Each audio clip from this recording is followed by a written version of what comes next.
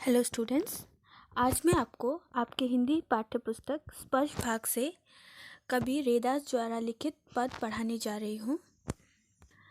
पद को प्रारंभ करने से पहले हम कवि परिचय ले लेते हैं।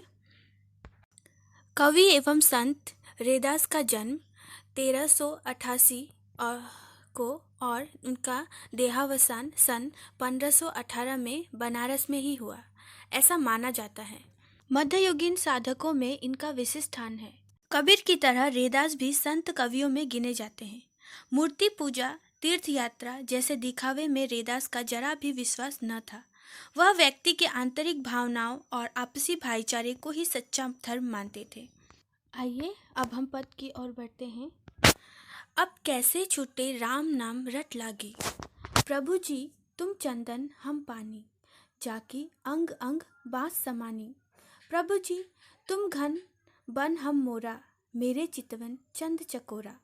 प्रभु जी तुम दीपक हम बाती, जाकी ज्योति बरे दिन राती। प्रभु जी तुम मोती हम धागा, जैसे सोनहि मिलत सुहागा। प्रभु जी तुम स्वामी हम दासा, ऐसी भक्ति करे रेदासा।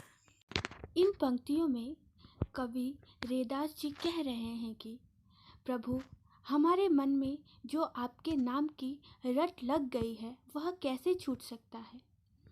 अब मैं आपका परम भक्त हो गया हूँ।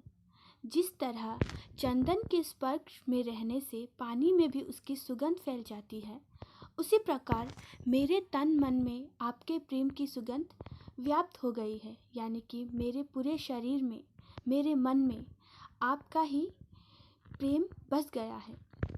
आप आकाश में छाए काले बादल के समान हो, मैं जंगल में नाचने वाला मोर हूँ। जैसे बरसात में घुमड़ते बादल को देखकर मोर खुशी से नाचता है, उसी भांति मैं आपके दर्शन को पाकर खुशी से भावमुक्त हो जाता हूँ। मेरा मन आपके आने का आभास पाकर खुशी और उत्साह से झूमने लगता है। जैसे चकोर पक्षी सदा अपने चंद्रमा की ओर ताकता रहता है, उसी भांति मैं भी सदा आपका प्रेम पाने के लिए तरसता रहता हूँ। हे प्रभु, आप दीपक हो और मैं उस दिए की बाती हूँ जो सदा आपके प्रेम में जलता है। प्रभु, आप मोती के समान उज्जवल, पवित्र और सुंदर हो और मैं उसमें पिरोया हुआ धागा हूँ। आपका और मेरा मिलन सोने और सुहागे के मिलन के समान पवित्र है। जैसे सुहागे के संपर्क में सोना खरा हो जाता है, यहाँ पर सुहागा एक द्रव्य है जो सोने को खरा करता है, उससे सोने की चमक और भी बढ़ जाती है। कवि रेदास जी कहते हैं कि उसी प्रकार कवि भी प्रभु के संपर्क से शुद्ध हो जाते हैं। वे कहते हैं कि हे प्रभु, आप ही मेरे स्वामी हो और मैं आपका दास हूँ। आइए अब रेदास जी द्वारा लिखित दूसरे पद की ओर बढ़ते हैं। ऐसी लाल तुझ बिनु कौन करे, गरीब निवाजू गुसाइयाँ मेरे माथे छत्रु धरे। जाकी छोटी जगत कऊ, लागे ताप पर तू ही धरे।